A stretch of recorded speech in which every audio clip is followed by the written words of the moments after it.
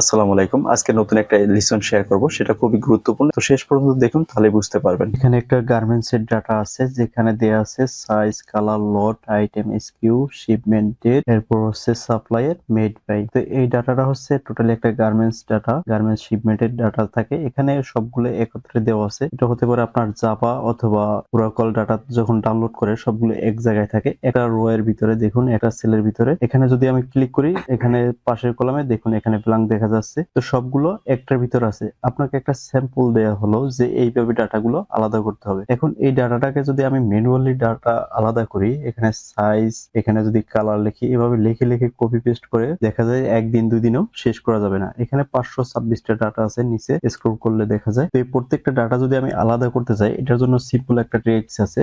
যদি ট্রিক্স না জানেন, সেক্ষেত্রে দেখা যায় আপনার 1 মিনিটের কাজ 5 দিন বিয়ে করলেও শেষ হবে না। তো এই সিম্পল ট্রিক্সটা আমি শেখাবো এই ভিডিওতে, তো শেষ পর্যন্ত দেখুন।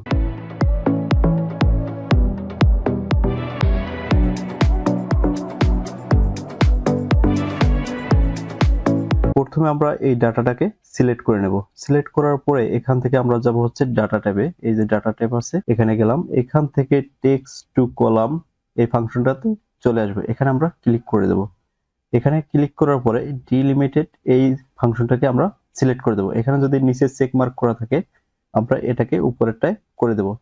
এরপর হচ্ছে আমরা নেক্সট ক্লিক করব। নেক্সটে ক্লিক করার পরে এখান থেকে আমরা যদি আদার্সে ক্লিক করা না থাকে, সেক্ষেত্রে আদার্সে ক্লিক করে দেব। আর এখানে ব্ল্যাঙ্ক থাকতে পারে, সেক্ষেত্রে এখানে আপনি স্ল্যাশ বাটনটাকে ক্লিক করে দেবেন।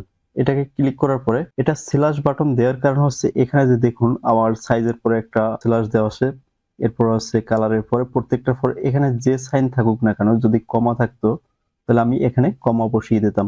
কারণ হচ্ছে প্রত্যেকটার পাশে আলাদা করার জন্য একটা করে স্ল্যাশ দেওয়া আছে। তো এটা দেওয়ার পরে আমি জাস্ট নেক্সটে ক্লিক করব। নেক্সটে ক্লিক করার পরে আমি ফিনিশে ক্লিক করে দেব। দেখুন প্রত্যেকটা ডাটা সেপারেট হয়ে গেছে। এখন আমি জাস্ট এটাকে কালার করে দেব, হেডিংটাকে। এই যে হেডিং কালার করার পরে আমরা জাস্ট এই ডাটাটাকে সিলেক্ট করে এরপর ডাবল ক্লিক করব এখানে। দেখুন আমার ডাটাটাকে একদম ফাইনাল ভাবে রেডি হয়ে গেছে। এখন আমরা এটাকে সাইজ করে নিতে পারি আমাদের মতো। এরপর আমরা বর্ডার করে দিলাম। দেখুন এখন আমার এই যে স্যাম্পল শিটটা দেওয়া হয়েছে, যে এটার মতো আমাকে করে দিতে হবে। এখানে 550 ডাটা ছিল। এখন এইটা কি কপি করে কোনোভাবেই সম্ভব?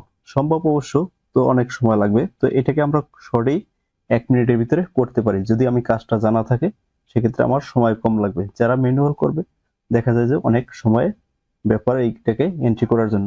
আমি সবসময় চেষ্টা করি আপনাদের রিয়েল কাজগুলো শেয়ার। ভিডিওটি সম্পূর্ণ দেখার জন্য আপনাকে অনেক অনেক ধন্যবাদ, এবং ভিডিওটা শেয়ার করে আপনার প্রোফাইলে সেভ করে রাখতে পারেন। যদি মনে না থাকে তাহলে পুনরায় দেখতে পারবেন। আজকে এই পর্যন্ত, সবাই ভালো থাকুন। আসসালামু আলাইকুম।